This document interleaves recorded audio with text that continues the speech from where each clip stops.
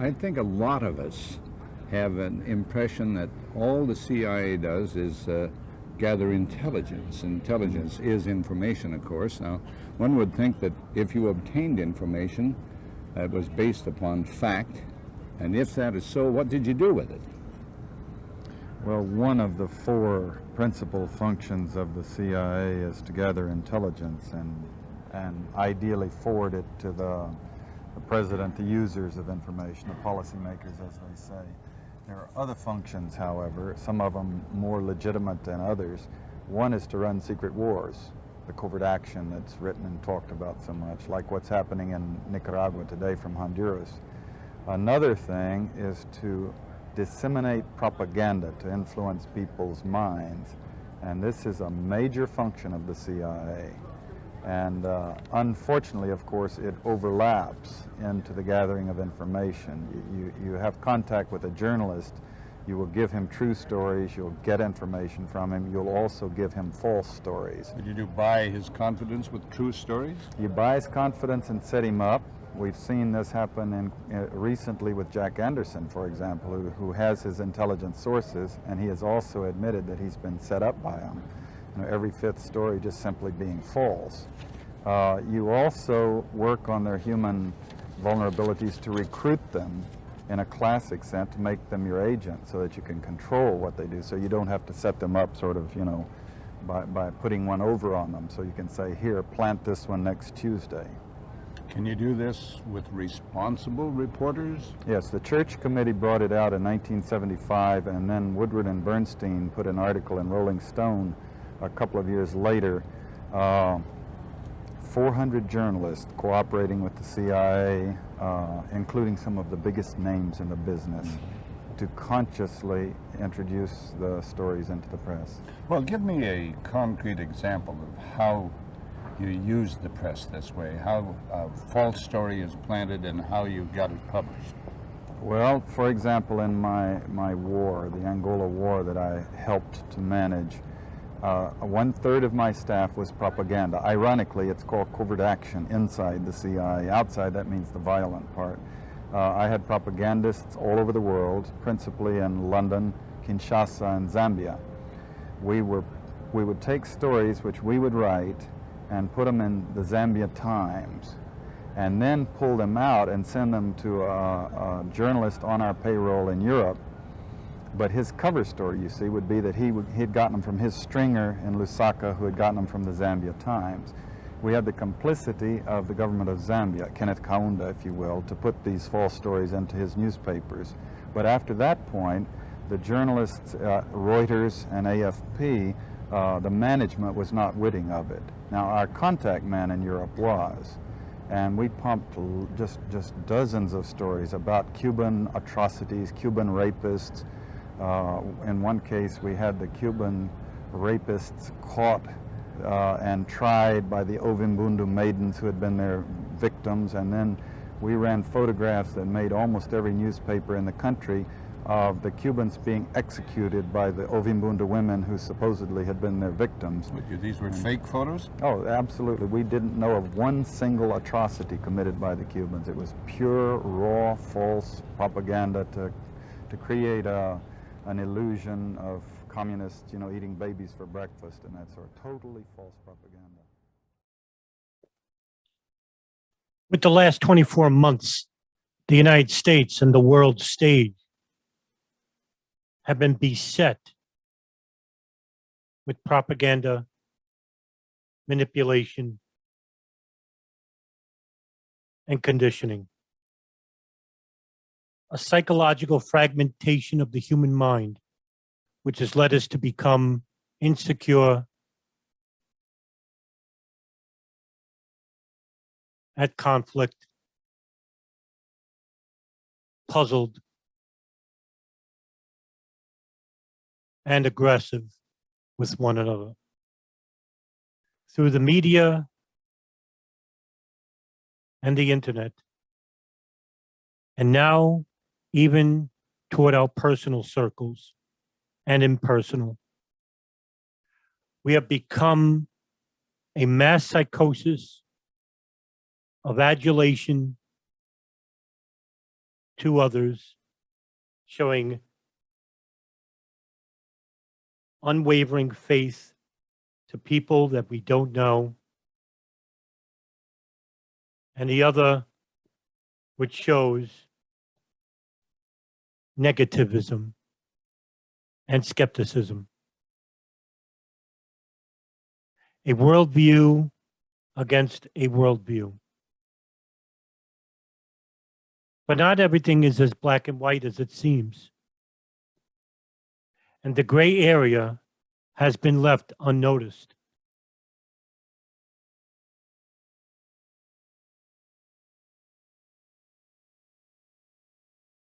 The definitions that I will be implying come from a number of different sites, papers by experts and psychologists, as well as documents and files, in which some I will leave in the bottom of the description for you to view. The conditioning of the American people have been going on since the country's inception. But not to bore you with a history lesson of the true nature of psychology and conditioning, I will give a brief description of what conditioning actually is. In regards to the universal definition of conditioning, it is a behavioral process whereby a response becomes frequent or more predictable in a given environment as a result of reinforcement, with reinforcement typically being a stimulus or reward for a desired response.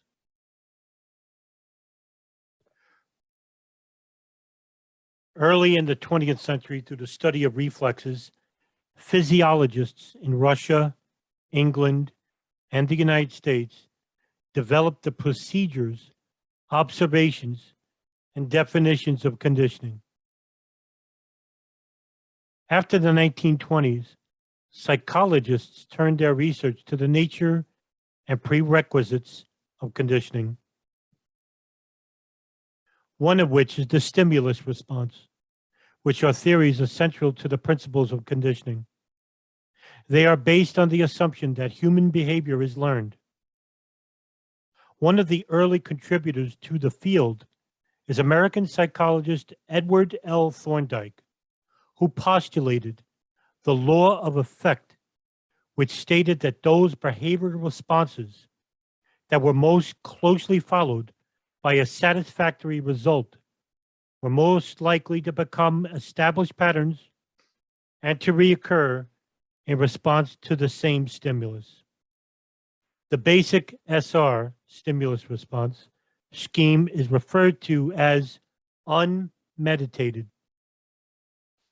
When an individual organism affects the stimuli in any way, for example, by thinking about a response, the response is considered meditated.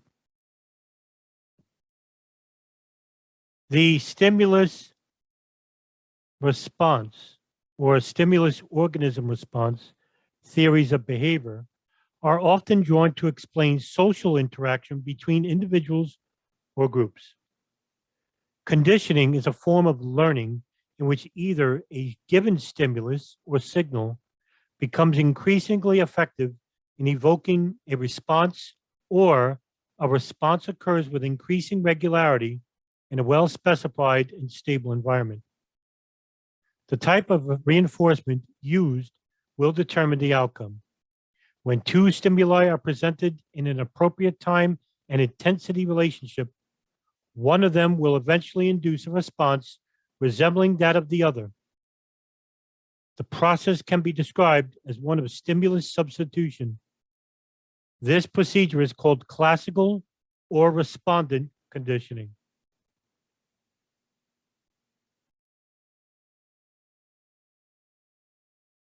There are several types of conditioning schedules. Continuous reinforcement schedules provide a reinforcement for every correct response, while intermittent reinforcement schedules reinforce some responses, but not others. There are several variations of the intermittent reinforcement schedule. For example, a fixed ratio schedule provides reinforcement only after a fixed number of correct responses, while a variable ratio schedule provides reinforcement after a variable number of correct responses. Psychologists generally assume that most learning occurs as a result of instrumental conditioning rather than classical conditioning. Central to all forms of behavioral interaction, however, is the concept that conditioning creates a change in an animal's behavior and that the change results in learning. One of which is probably the most obvious factor within the psychosis we see today, which is emotional manipulation. Manipulation, or in this case, psychological emotional manipulation, is the use of devious means to exploit, control, or otherwise influence others to one's advantage. In the extreme, it is the purvey of tricksters, swindlers, and impostors who disrespect moral principles, deceive and take advantage of others' frailty and gullibility. At the very least, manipulation is forced influence used to gain control, benefits, and or privileges at the expense of others. Studies of the predictors of emotional manipulation indicate that the mechanisms behind emotional manipulation differ as a function of gender. For males, higher levels of emotional intelligence, social information processing, indirect aggression, and self-serving cognitive distortion significantly predicted emotional manipulation. For females being younger, higher levels of emotional intelligence, indirect aggression, primary psychopathic traits, and lower levels of social awareness significantly predicted emotional manipulation. However, for females, emotional intelligence acted as a suppressor. The common means of manipulation can be categorized as positive reinforcement, which include praise, superficial charm, superficial sympathy, excessive apologizing, money, approval, facial expressions such as forced laugh or smile, and public recognition. Negative reinforcement, which include nagging, yelling, or the silent treatment, intimidation, threats, swearing, emotional blackmail, guilt trip, sulking, crying, playing the victim, and using verbal abuse or other intimidating behavior to establish dominance or superiority. Even one incident of such behavior can condition or train victims to avoid upsetting, confronting, or contradicting the manipulator. Intermittent or partial reinforcement, which include the partial or intermittent negative reinforcement, which can create an effective climate of fear and doubt. Partial or intermittent positive reinforcement can encourage the victim to persist, in which manipulators can exploit the following vulnerabilities: naivety or immaturity, in which people who find it too hard to accept the idea that some people are cunning, devious, and ruthless, or are in denial if they are being taken advantage of. Another vulnerability is over-conscientiousness, which people are too willing to give the other the benefit of the doubt and see their side of things. Another vulnerability is low self-esteem. People who struggle with self-doubting, lacking in confidence and assertiveness, and who are likely to go on the defensive too easily. Another vulnerability is over-intellectualization, in which people who try too hard to understand and believe that others have become understandable reasoning to be manipulative. The other vulnerability is emotional dependency, in which people who have a submissive or dependent personality, the more emotionally dependent a person is, the more vulnerable they are to being exploited and manipulated. Finally, the last vulnerability is greed. And people who are greedy and dishonest may be easily enticed to act in an immoral way. There are various possible motivations for being manipulative, such as to advance purposes and personal gain, or to attain feelings of power, superiority in relationships with others, to feel in control, to boost self-esteem, boredom, or even growing tired of one's surroundings. Also, covert agendas, criminal or otherwise, including financial manipulation. People who have mental health issues are often prone to be manipulated victims. These people included antisocial personality disorder, borderline personality disorders, conduct disorder, historic personality disorder, and narcissistic personality disorders.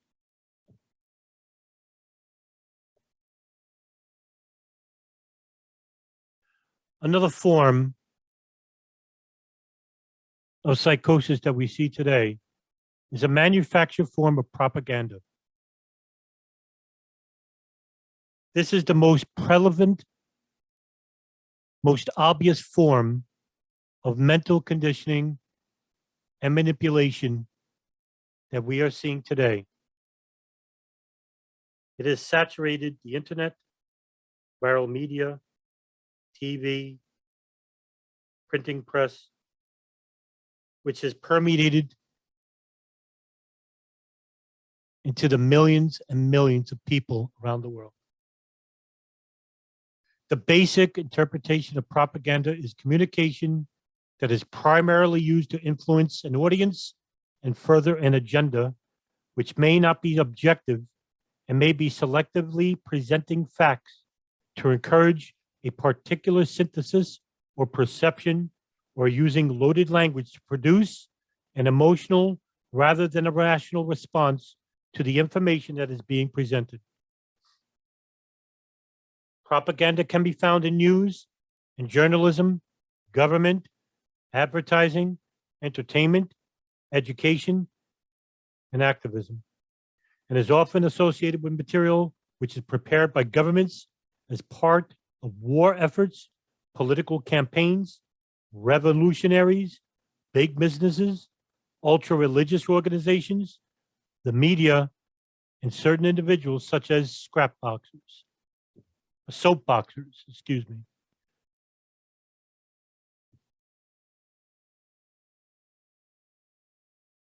A wide range of materials and media are used for conveying propaganda messages, which changed as new technologies were invented, including paintings, cartoons, posters, pamphlets, films, and then later radio shows, TV shows, and currently websites.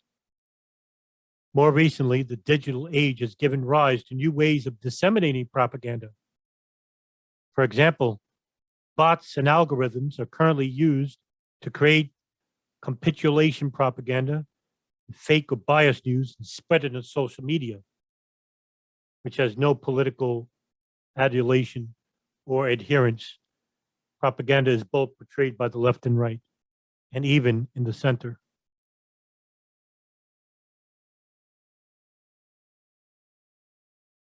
Propaganda has been around since the age of the Bestuan inscription during 515 BC, to the Roman civil wars, to the age of Genghis Khan, the Reformation, to the American Revolution, to the First World War, the Second World War, in which Nazi Germany came to use the radio, and of course, the current age,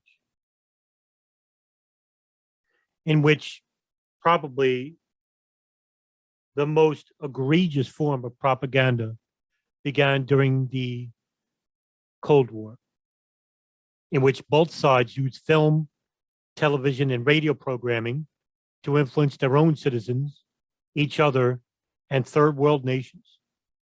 in which George Orwell's contemporaneous novels Animal Farm in 1984 portray the use of propaganda in fictional dystopian societies. During the Cuban Revolution, Fidel Castro, for example, stressed the importance of propaganda, in which propaganda was used extensively by communist forces in the Vietnam War as a means of controlling people's opinions. Same thing happened inside the Soviet Union under Lenin and Gorbachev.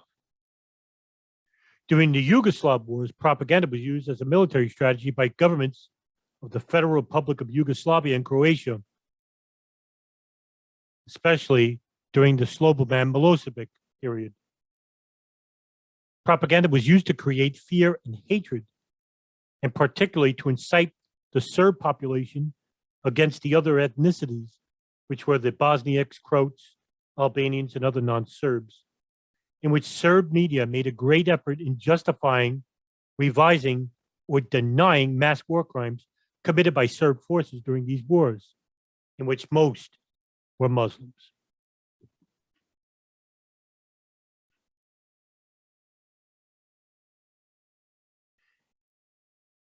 In his infamous book, Propaganda, Edward Bernays would begin the first chapter by describing the conscious importance of manipulation and propaganda.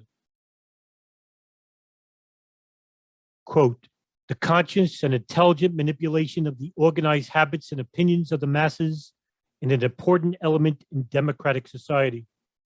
Those who manipulate this unseen mechanism of society consolidate an invisible government, which is the true ruling power of our country.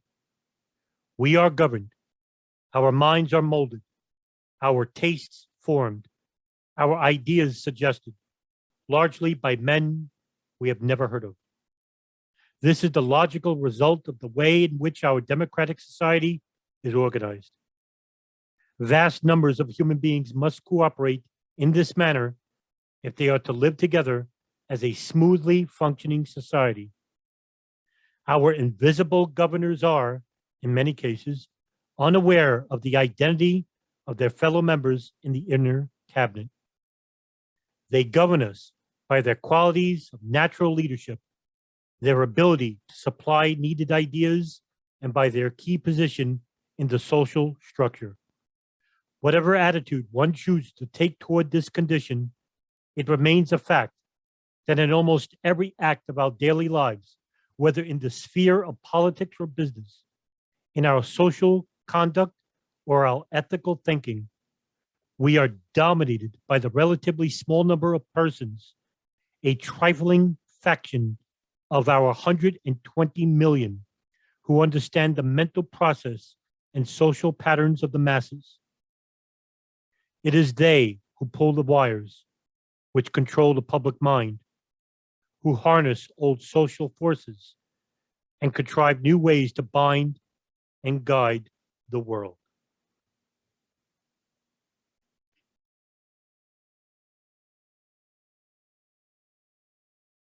This is the war in which the government has created for us. A war that is in our mind, the final frontier that they cannot control. And to control the masses, they needed to manipulate us, to put us under the guise of propaganda, in which it has shaped our human condition, to keep us confused, fearful, in conflict, in a state of belief, mental paralysis, and always dependent on the government, which has shaped the atmosphere that we live in at the current moment. It is time to unplug from the matrix.